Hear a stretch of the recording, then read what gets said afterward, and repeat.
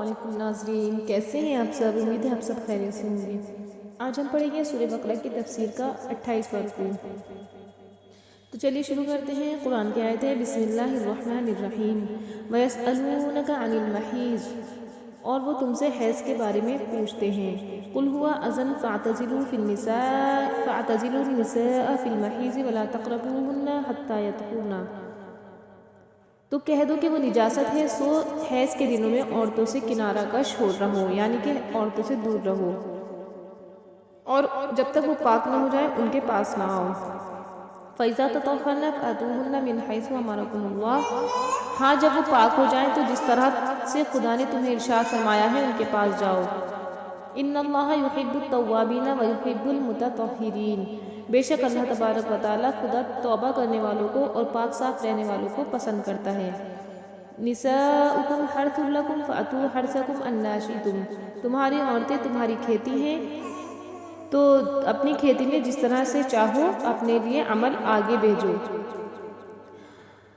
فأتوا حرثکم انا شئتم وقدموا لأنفسکم واتقوا اللہ واعلموا انکم ملاقوہ وبشر المؤمنین، اور جس طرح چاہو اپنے لیے نیک عمل آگے بھیجو اور خدا سے ڈرتے رہو، جان رکھو کہ ایک دن تمہیں اس کے روبرو حاضر ہونا ہے۔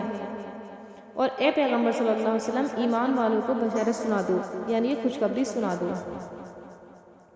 تو پہلے ان تین آیتوں کی دو آیتوں کی تشریح کر لیتے ہیں۔ تو اس میں جو ہے اللہ تبارک و تعالیٰ فرما رہا ہے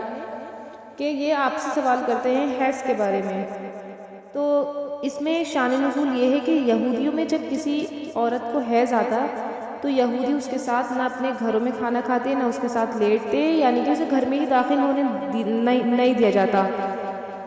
تو اس کے ساتھ لیٹنا بیٹھنا کچھ نہیں کیا جاتا، اسے الگ گھر میں رکھ دیا جاتا تھا۔ تو صحابہ کرام نے آپ صلی اللہ علیہ وسلم سے اس کے متعلق پوچھا کہ ایسا کرنا صحیح ہے یا نہیں، تو اس پر اللہ تعالیٰ نے یہ آیت اتاری کہ حیض والی عورتوں سے صحبت کرنے کے علاوہ ہر ایک چیز جائز ہے، یعنی کہ صحبت کرنے کے علاوہ ہر کام اس سے جائز ہے۔ اور عورتیں تمہاری جو ہیں وہ تمہاری اولاد پیدا کرنے کے لیے تمہاری کھیتی کی طرح ہیں، تو اپنی جو عورتیں ہیں جن کے ساتھ تمہاری شادی ہوئی ہے، نکاح ہوا ہے، تو ان کے ساتھ جس طرح سے چاہو صحبت کرو، جیسا چاہو نیک اولاد پیدا کرو، اور جیسے چاہو استعمال کرنا ویسے ان کے ساتھ استعمال کرو۔ اور اس کے ساتھ ساتھ اللہ تعالیٰ نے بتایا کہ حالت حیض میں ہم بستری کرنے سے ڈرو، کیونکہ تمہیں اللہ کے سامنے پیش ہونا ہے، وہ تمہیں تمہارے اعمال پر بدلہ دے گا۔ اور میں اے محمد صلی اللہ علیہ وسلم، آپ ان مسلمانوں کو جو حیض کی حالت میں صحبت کرنے سے بچتے ہیں جنت کی خوشخبری سنا دیجیے۔ تو یہ اللہ تبارک و تعالیٰ ان کو خوشخبری سنا رہا ہے جو اس گناہ سے بچتے ہیں۔ اور آگے والی آیت ہے وَلَا تَجْعَلُوا اللَّهَ عُرْضَةً لِأَيْمَانِكُمْ أَن تَبَرُّوا وَتَتَّقُوا وَتُصْلِحُوا بَيْنَ النَّاسِ وَاللَّهُ سَمِيعٌ عَلِيمٌ، اور خدا کے نام کو اس بات کا حیلہ نہ بنانا کہ اس کی قسمیں کھا کر سلوک کرنے اور پرہیزگاری کرنے اور لوگوں میں صلح و سازگاری کرنے سے رک جاؤ، خدا سب کچھ سنتا اور جانتا ہے۔ تو یہ والی جو آیت ہے یہ حضرت عبداللہ ابن رواحہ کے بارے میں نازل ہوئی کہ انہوں نے اس بات کی قسم کھا لی تھی کہ اپنی بہن اور داماد کے ساتھ حسن سلوک نہیں کریں گے، اور نہ ہی ان سے بات چیت کریں گے، اور نہ ان کے درمیان صلح کرائیں گے۔ اس چیز کی اللہ نے ممانعت فرمائی ہے کہ اللہ تعالیٰ اپنی قسموں کے لیے اللہ تعالیٰ کو اپنی قسموں کے لیے پردہ مت بناؤ، کہ اللہ کی قسم دکھا رہے ہو اور یہ کہہ رہے ہو کہ نیکی نہ کریں گے اور رشتہ داری توڑیں گے اور صلح نہ کریں گے، بلکہ جو اچھا اور بہتر کام ہو وہ کرو، اپنی قسموں کا کفارہ ادا کر دو۔ یعنی کہ اگر تم نے نادانی میں یہ قسم کھا بھی لی ہے تو اس میں قسم کا کفارہ ادا کر دو، اور نیک کام جو ہے وہ چھوڑو مت، اور نیک کام میں اللہ کی قسم نہ کھاؤ، نیک کام چھوڑنے میں اللہ کی قسم نہ کھاؤ۔ تو اس چیز سے بچو اور لوگوں کے درمیان صلح کراؤ، یعنی لوگوں میں اختلافات اور تقسیم کا عمل اللہ کو پسند نہیں، اس سے بچتے رہو۔ اور ایک دوسری جو ہے تفسیر اس کی یہ ہے کہ یہ آیت جو ہے حضرت ابوبکر صدیق کے بارے میں نازل ہوئی کہ جب انہوں نے مطلب نستح کے بارے میں حسن سلوک نہ کرنے کی قسم کھا لی تھی۔ تو اس کا میں چھوٹا سا واقعہ بیان کرنا چاہوں گی کہ حضرت ابوبکر صدیق جو تھے، ایک نستح نام کے جو ایک شخص تھے، ایک صحابی تھے، تو ان کے ساتھ جو ہے بہت اچھا سلوک کیا کرتے تھے، یعنی کہ ان کو کھانا وغیرہ دیا کرتے تھے اور ان کا راشن وغیرہ بھروایا کرتے تھے۔ تو ایک مرتبہ حضرت عائشہ رضی اللہ تعالیٰ عنہا کا جو واقعہ ہے جس کے متعلق سورہ نور نازل ہوئی ہے کہ حضرت عائشہ پر تہمت لگا دی گئی تھی اور حضرت عائشہ کا جو ہار کھو گیا تھا، اور آگے انشاءاللہ سورہ نور میں پورا واقعہ بتایا جائے گا کہ ان کا ایک ہار کھو گیا تھا اور جس کی وجہ سے وہ قافلے سے پیچھے رہ گئی تھی، اور پھر وہ جب پیچھے آئیں تو لوگوں نے مطلب کچھ نادان صحابہ کرام نے ان کے اوپر تہمت لگا دی تھی کہ یہ نعوذ باللہ مطلب زانیہ ہیں یہ وہ، تو ان کے بارے میں حضرت ابوبکر صدیق نے جب سنا کہ مستح نے بھی حضرت عائشہ صدیقہ پر یہ والی تہمت لگائی ہے اور وہ اس تہمت میں شریک ہیں، تو حضرت ابوبکر صدیق نے قسم کھا لی تھی کہ میں آئندہ نہ ان کا راشن بھروں گا، اور کوئی بھی والد ہو اگر مطلب سنے گا کہ مطلب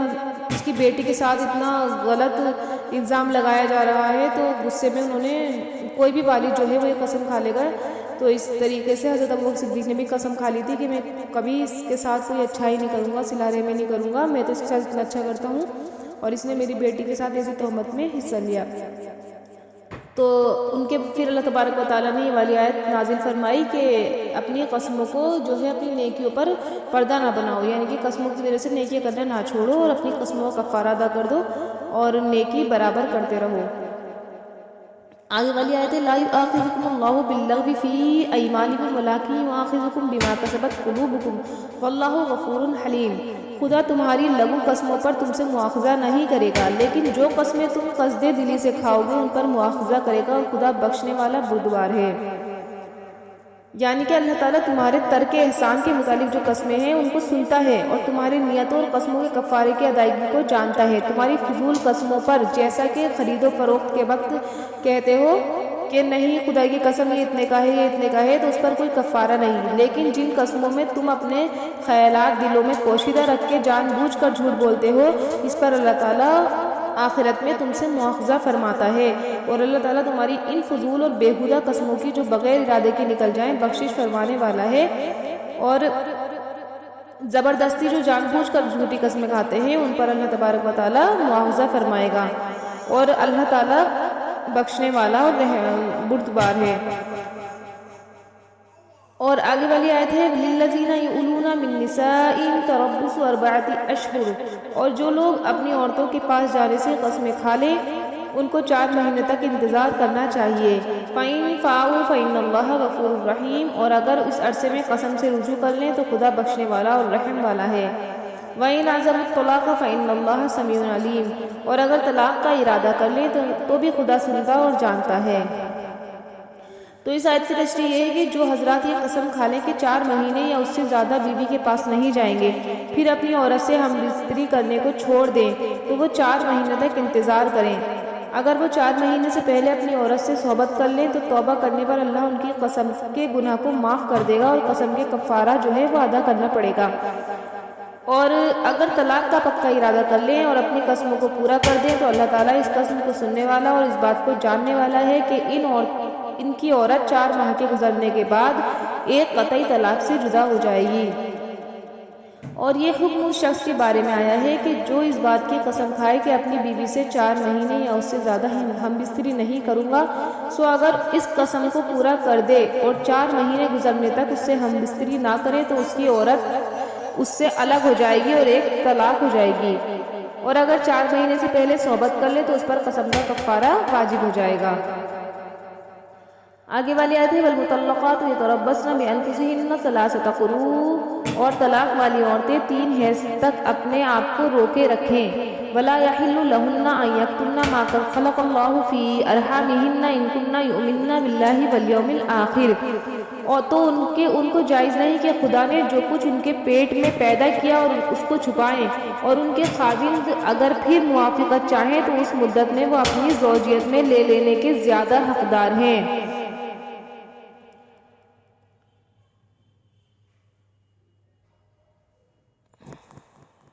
بعولتهن أحق بردهن في ذلك إن أرادوا إصلاحا ولهن مثل الذي عليهن بالمعروف وللرجال عليهن درجة والله عزيز حكيم۔ اور پھر اگر وہ موافقت چاہیں تو اس مدت میں وہ ان کو اپنی زوجیت میں لے لینے کے زیادہ حقدار ہیں، اور عورتوں کا حق مردوں پر ویسا ہی ہے جیسے دستور کے مطابق مردوں کا حق عورتوں پر ہے، البتہ مردوں کو عورتوں پر زیادہ فضیلت دی گئی ہے اور خدا غالب اور صاحب حکمت ہے۔ تو اس کی جو تشریح ہے وہ یہ ہے کہ رسول اللہ صلی اللہ علیہ وسلم کے زمانے میں عورت کو طلاق دی جاتی تھی، مگر طلاق شدہ عورت کے لیے عدت نہیں تھی۔ اس پر اللہ تعالیٰ نے طلاق کے لیے عدت نازل فرمائی، یعنی طلاق دی ہوئی عورتیں 3 حیض تک عدت گزاریں، یعنی 3 مہینے تک عدت گزاریں گی۔ اور ایک اس میں یہ والا واقعہ ہے کہ اسماعیل بن عبداللہ غفاری نے اپنی بیوی فتیلہ کو رسول اللہ صلی اللہ علیہ وسلم کے زمانے میں طلاق دی، اور ان کو اس کا حاملہ ہونا معلوم نہیں تھا۔ بعد میں اس کو اس کا علم ہوا تو انہوں نے رجوع کر لیا۔ اس کے بعد ان کی بیوی نے بچے کو جنم دیا جس میں وہ خود مر گئی اور ان کا بچہ بھی مر گیا۔ اس پر اللہ تعالیٰ نے یہ آیت مبارکہ اتاری، والمطلقات یتربصن،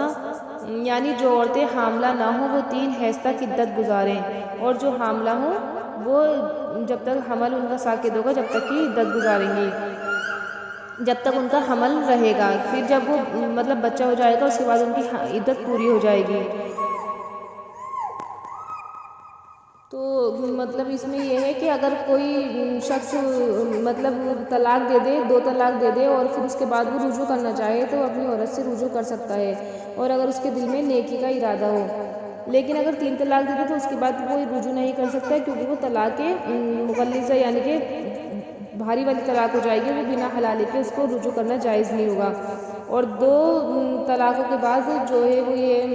حکم ہے کہ 2 طلاق اگر کسی شخص نے دی تو وہ 2 مہینے کی عدت کرے گی بیوی، اور اس کے بعد وہ اپنے شوہر کے لیے جائز ہو جائے گی اگر وہ رجوع کرنا چاہے، شوہر دوبارہ نکاح کرنا چاہے۔ تو آج کی تفسیر بس اتنی ہی، اور انشاءاللہ آپ کو تفسیر سمجھ میں آ گئی ہو۔ جو سمجھ میں نہیں آئی ہوگی وہ آپ مجھ سے کمنٹ کر کے پوچھ سکتے ہیں۔ السلام علیکم۔